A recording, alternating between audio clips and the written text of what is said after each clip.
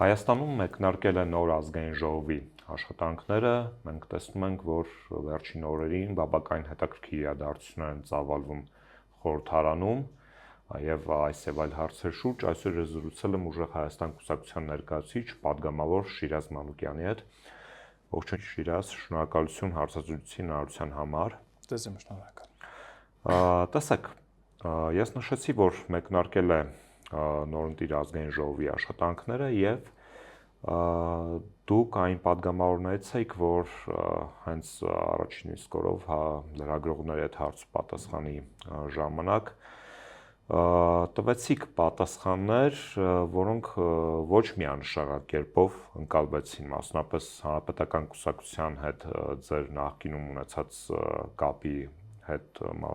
կապի մասով հարցին պատասխանեցիք, որ պետք է արգանքով լինել, որովհետև դուք պատերազմի մասնակից եք։ Շատերի դիտարկմամբ սա հարցից խուսափելու կամ խուսանավելու փորձ էր եւ ինչ տեղ ուներ այդ հարցում պատերազմի մասնակից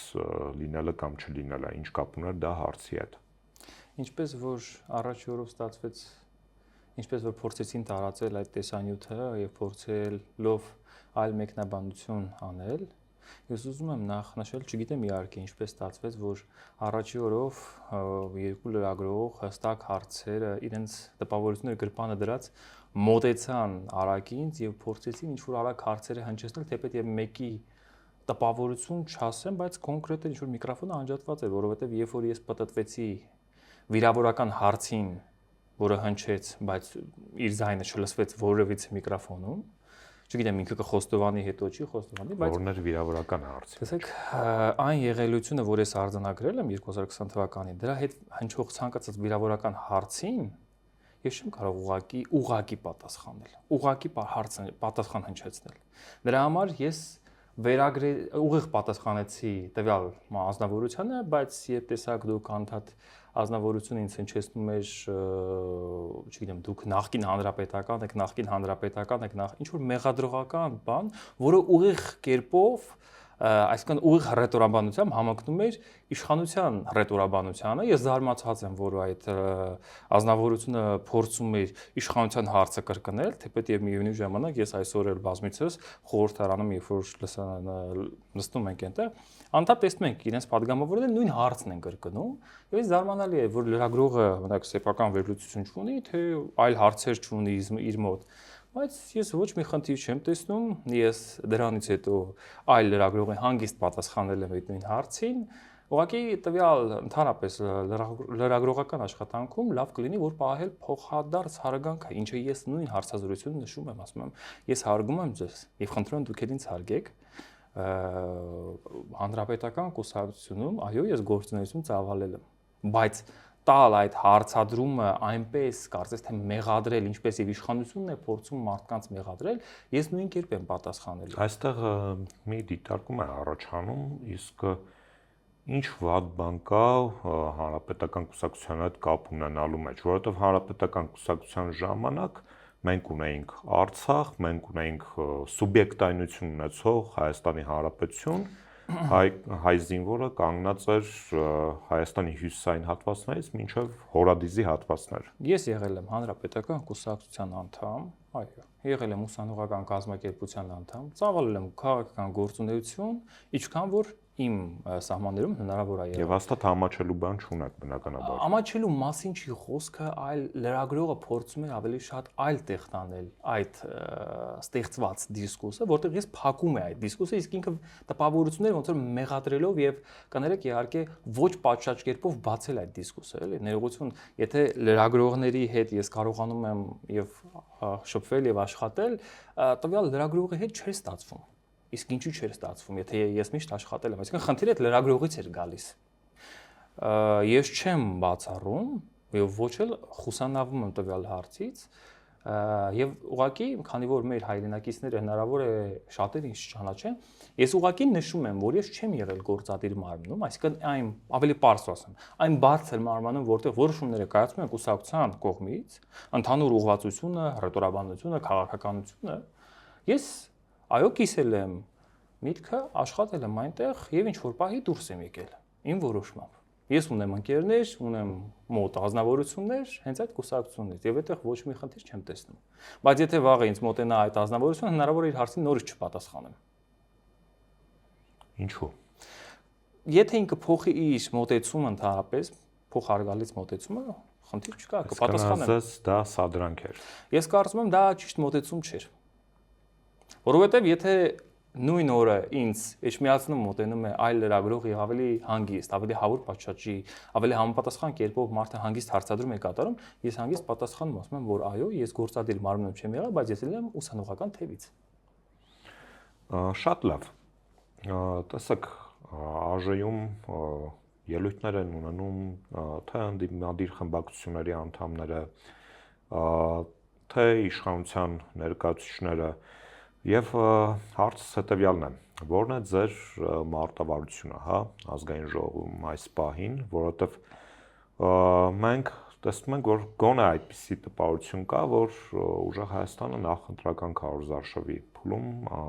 շատ ավելի սուր էր, հա, իր ռետորաբանության մեջ, բայց ԱԺ-ում մենք դա այդքան էլ չենք տեսնում։ Երբ մենք նախընտրական քարոզարշավի ժամանակ այդ process-ում ընդհանուր առմամբ մենք խոսում էինք 300,000 ադրբեջանցիների այն սպառնալիքի մասին, որը ուղիղ կերպով, այսպես ասած, վտանգ է ներկայացնում Հայաստանի ազգային անվտանգությանը, որից բխում է նաև ժողովրդագրական խնդիրներ, որից բխում է նաև այլ խնդիրներ։ Տեսեք, մենք այստեղ ոչ թե միայն հիշեցնում ենք հայտարարությունների մասին, այլև օգտագործելով հնարավորություն ազգային ժողովի ամբիոնից, նույնիսկ ես մեկ անգամ հիմնավոր ասել եմ, թե ինչ կարող է լինել, եւ եկեք դրանից բխող ուղղակի ընդունենք օրենսդրական նախաձեռնություն իրականացնենք եւ ընդունենք օրենք։ Ինչ խնդիր կա, եթե դուք չեք սպասարկում իրենց դիմելով իհարկե քաղաքացիական պայմանագրին, եթե դուք չեք նպաստում ադրբեջանական օրակարգին, այս դեպքում ինչու եք խուսափում լուծումից։ Հետևյալը, մարտավարության տեսանկյունից նախ առաջնահերթ մենք պետք է ցույց տանք, որ աշխատանք ենք ուզում անել հանուն Հայաստանի Հանրապետության քաղաքացու, հանուն հայ ժողովրդի, որպեսզի ցույց տանք, որ ազգային ժողովը նաև այն ինստիտուտն է, որտեղ մենք կարող ենք աշխատանք անել։ Եթե քաղաքացիական պայմանագիրը նախորդ գումարմանը միայն վիրավորանքներ է հնչեցրել եւ փորձել է միայն վիրավորանքների դաշտում կառուցել իր քաղաքականությունը, ներողություն, ես կարծում եմ մեր բոլորիս դաստիարակությունը եւ այն կրթությունը, որ մենք ստացել ենք, դրա մասին չի եղել։ Շատ լավ։ Նախընտրական քարոզարշավի ժամանակ խոսքեր գնում իշխանապողության անհրաժեշտության մասին, հետագայում արդեն առաջացավ այդ դիսկուրսը, մանդատներ վերցնել կամ չվերցնել, շատերի գնահատմամբ պետք է վերցնել եւ աշխատանք տանել թե պարլամենտում եւ թե փողոցում։ Հիմա իշխանապողության հասնելու համար խորհրդարանի դերակատարումը ըստ որը կարող է լինել, այսինքն ընդդիմության դերակատարումը խորհրդարանում եւ ինչու է հիմա пассив փողոցը։ Տեսեք, այս պարագայում ասել թե միանգամից կարող ես հասնել փոփոխության այս պահի դրությամբ սուտ կլինի այնքանով, քանի որ այո կա փոփոխության հնարավոր պլաններ, տարբերակներ, ճանապարհներ, բայց նստել ուղակի վիրավորել միմյանց եւ սпасել այդ փոփոխության օրակարգին, ներողություն, մենք միջև դա կարող ենք աշխատանք իրականացնել եւ Հայաստանի Հանրապետության այն քաղաքացիներին, ովքեր անգամ, չգիտեմ, որոշել են քվեարկել քաղաքացիական պայմանագրին, կտեսնեն, որ այս մարտիկ, ովքեր որ եկել են ազգային ժողով, միայն չեն խոսում, այսպես ձևակերպեմ, որպեսզի ավելի པարզ լինի, այլ նաեւ աշխատանքով կարողանում են ցույց տալ, այլ նաեւ կարողանում են աշխատանք իրականացնել, որը հողի վրա է, որը ժողովրդի համար է եւ այսպես ասած, այդտեղ միայն Հայաստանի Հանրապետության քաղաքացու բարեկեցիկ կյանքի համար է, այսպես նշեմ։ Փոփոխություն լինելու է անկախ ամեն ինչից, բայց միջև այդ կարելի է աշխատանք անել։ Այնպիսի տպավորություն է, որ ռեժիմը փորձում է իրեն դիրքավորել որպես որոշակի բարեվարկություն ունեցող քաղաքական ուժ, մենք տեսնում ենք, որ պարլամենտում իրենք փորձ են անում տպավորություն ստեղծել, որ ընդդիմությանը չեն հալածում, հա, անգամ Արամ Վարդևանյանին քվեարկությամբ ընտրեցին որպես փոխոսնակ, հա, ազգային ժողովի։ Ինչու է ռեժիմը փորձանում այդպիսի շղար ստեղծել իբրև թե ժողովրդավարության կամ պարլամենտարիզմի։ Իրենք արձանագրել են, որ նախորդ գումարմանը գցել են ազգային ժողովի հեղինակությունը ամբողջովին։ Դա իրենք ասում են, արձանագրում են այդ խնդիրը, բայց չեն հասկացել այդ խնդրի բնույթը, որովհետև այսօր էլ շարունակում են իրենց վիրավորանքներով ողողված ամբողջ ռետորաբանությունը, եւ ես դա կարծում եմ, եթե ընդհանրապես քաղաքական ուժը չի փոխում իր խոսույթը, չի փոխում ընդհանրապես իր մարտավարությունը, ինչ որ մի բայ քանվում է։ Այնպես է քանվում, որ արդեն հայտնվում է այլ, այսպես ասած, ուղղության վրա։ Փոխվում է։ Եթե օրինակ միտեղ լինի Տարոն Չախոյան, բնականաբար այդ թիմում չի կարող լինել նորմալ Չախոյանը ինձ համար եւ ընդհանրապես ինձ շատ հայրենակիցների համար քաղաքական գործիչ չէ։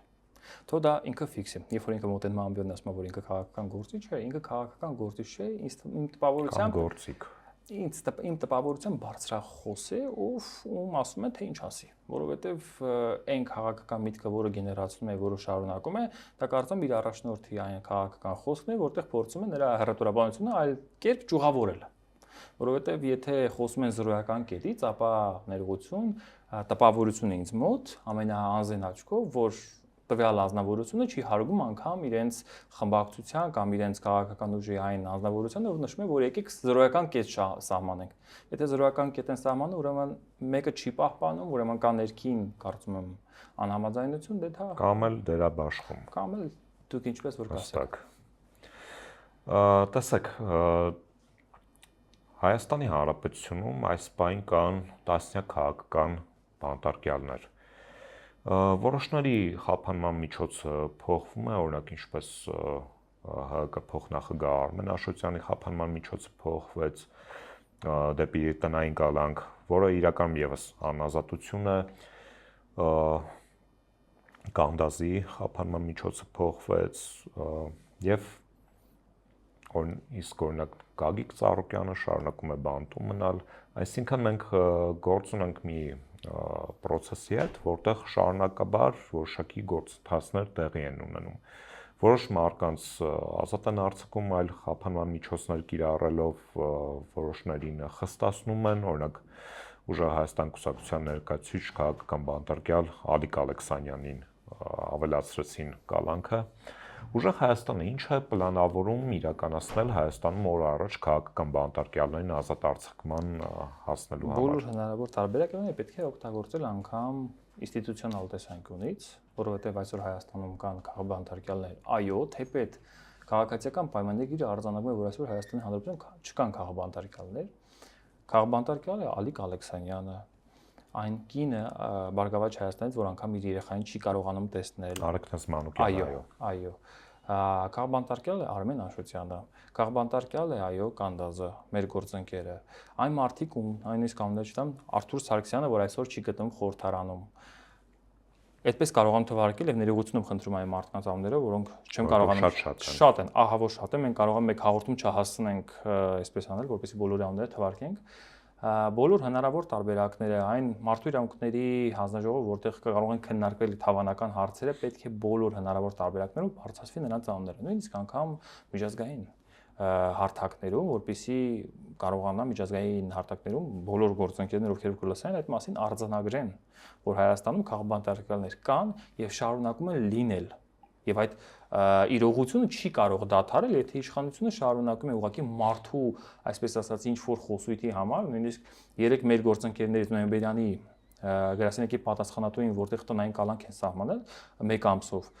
ինչ խոսույթի համար, օրինակ ասել է դեռ սպասենք ամսի 7-ից հետո։ Ամսի 7-ից հետո խոսույթի համար մարդուն սահմանել են տնային կալանք։ Ինչ հիմնավորմամբ դատարկ ուղղակի։ Իր խոսույթի, իր քաղաքական հայացքների համար, երբ որ մարդը հայտնվում է անազատության մեջ, տվյալ մարդը քաղաքական բանտարկյալ է։ Անշուշտ համաձայն եմ եւ արդյոք պլաններ կան միջազգային հանրության հետ աշխատելու այդ ասպեկտում։ Հնարավորության տարբերակով, այսպես ասեմ, պետք է փորձել նույնիսկ բոլոր գործընկերներին ներկայացնել Հայաստանում ներկա իրավիճակը, փորձել դրա համար ստանալ գնահատական եւ եթե իշխանությունը չի արձանագրում, այսպես ասած, չի խոստովանում, որ Հայաստանում կան քաղաքաբանտարկյալներ, ես կարծում եմ ինքը որոշակի պատասխանատվությունից է փորձում փախչել։ Տեսեք, գործող ռեժիմի ներկայացուցիչները նշում են, որ իբրև թե չկան Հայաստանում քաղաքական բանտարկյալներ, մատնանշելով այն, որ չկան Հայաստանի վերաբերյալ բանաձևեր ընդունված Եվրոխորհրդի կողմից կամ միջազգային այլ կառույցների կողմից։ Հարցս հետևյալն է, ըստ ինչու է Արևմուտքը լռում, որովհետև վստահ ենք, որ իրենք տեսնում են, թե Հայաստանում ինչ է կատարվում, հա։ Ես կարծում եմ հավաքական արևմուտքի մասին նման կերպ խոսելը տեղին չի լինի ինչքանով, որովհետև այնտեղից բազմիցս անգամ Արմեն Աշոտյանի մասով են ասել, թե հիմնական դերակատարները նկատի ունեն։ Այո, բայց դե այդ դերակատարները հավերժ չեն կարող լինել, քանի որ դիմաց ընտրություններ կան, չգիտեմ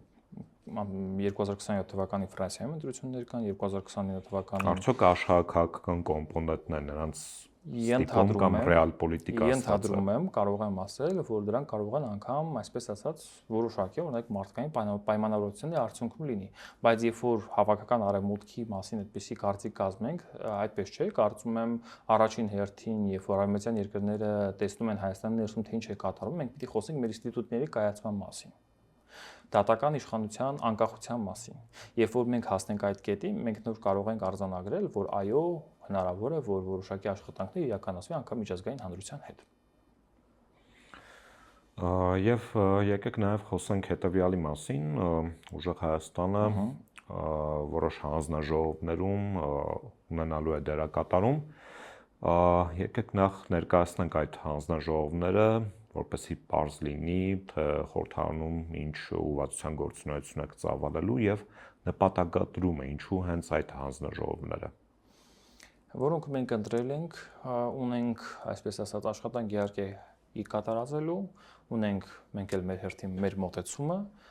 ինչքան էլ որ քաղաքացիական պայմանագիրը, այսպես ասած, հնարավոր է դուրս չգալ, որ մենք ինչ որ հանձնաժողովներ ենք ընտրել, պետք է աշխատանքով ցույց տանք։ Ունենք տեխնացուներ, կներկայացնենք մեր տեխնացուներին եւ փաստացի չեմ կարող կանխատեսել ասել թե ինչ կարող է լինել, որովհետեւ դիմաց ընտրություններ կան, հանձնաժողովի նախագահների, տեխնացուների եւ այլն, եւ հետագայում կարող է աշխատանքը ցույց տալ, թե արդյոք արդյունավետ է այն հանձնաժողովները, որոնք մենք ընտրեցինք։ Եվ որտեղ էլ որ չունենք, այսպես ասած, տեխնացու, կփորձենք հնարավոր տարբերակով աշխատանք կատարել եւ ցույց տալ այն բացերը, այն հստակ բացերը, ոչ թե ուղղակի վիրավորել իրենց, ասել, գիտեք, դուք այս եք, այն եք, այն եք։ Ոչ, հստակ կա անելիք, չեք արել եւ ինչու չեք արել։ Եթե չեք արել, չեք կարևորել։ Եթե չեք կարևորել, ապա որ հիմնավորմամբ։ Եվ այսպես գնանք, վերջում դուրս կգա, որ այս մարդիկ ուղղակի աշխատավարձ են ստանում։ Կամ պարգևավճար։ Ուղղակի կամ էլ պարգևավճար, որտեղ տպավորություն է ստեղծվում մարդկանց մոտ, որ, չգիտեմ, պատգամավոր են դարձել պարգևավճարի համար։ Անկախ ամեն ինչից, չափելին, այն չափելի, չափորոշիչ արշինը, որը մենք կարող ենք արձանագրել, դա գործն է, դա աշխատանքն է, որը ընդհանուր մի քանի ամիս հետո դուք կտեսնեք, ընդհանրապես հայ ժողովուրդը կտեսնի, թե ով է աշխատանք կատարում ազգային ժողովում իր հնարավոր տարբերակներով, հնարավոր լծակներով։ Երկու կարևոր մարտահրավեր կա Հայաստանի առջև այս պահին ծառացած, տեսնում ենք, որ իշխանությունները մեծ սիրով պատրաստ են իրականացնել Ադրբեջանի պահանջը, սահմանադրության փոփոխության մասով եւ ռուսական կողմն է նաեւ հստակ ժամկետներ դնում, որ կողմնորոշվեք, հարակվեք անում ՀԱՏՄ մնալու կամ, չգիտեմ, Եվրոմիությանը անդամակցելու շուրջ։ Եվ որքան էլ Նիկոլ Փաշինյանը հայտարարի, որ իրենց օրակարգում իբրև թե չկա ՀԱՏՄ-ից դուրս գալ եւ շարժվել դեպի Եվրոպական միություն, այնուամենայնիվ մենք գիտենք, որ նախորդ գումարման ազգային ժողովում ընդունվեց Եվրոմիությանը անդամակցելու օրինագիծ, մենք գիտենք, որ ժամկետով համընկնում է մինչև այս դեկտեմբեր։ Այո, եւ ռուսական կողմն էլ հենց նշում է, որ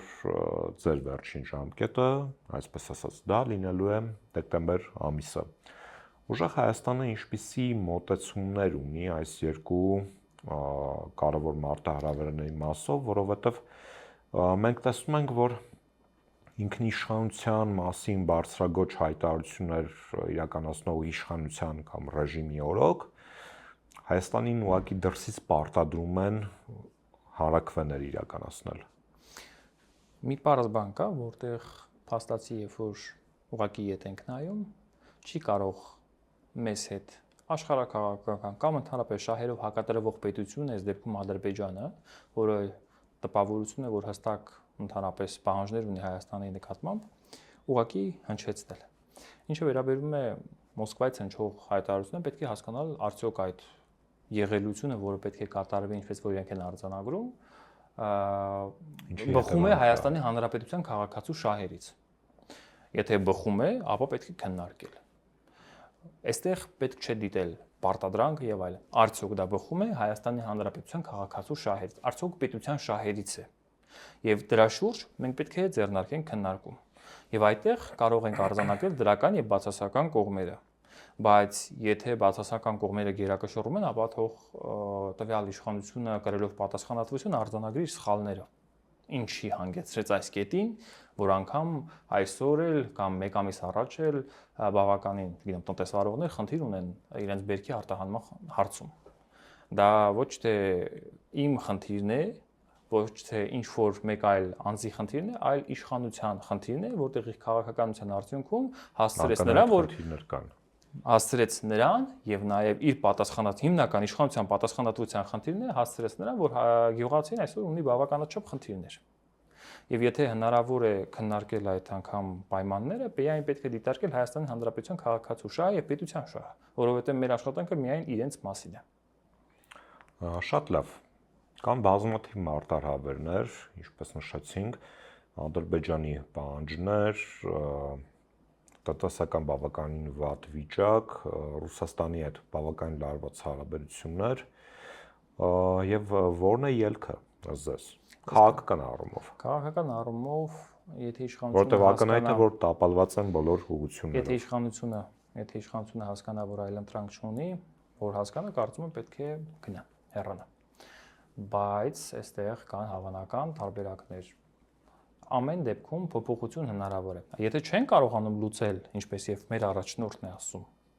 թող թողնեն այդ պատասխանատվությունը մեզ վրա, մենք կարողանանք այդ ամենը լուծել։ Իսկ վերջը ուզում լուծել։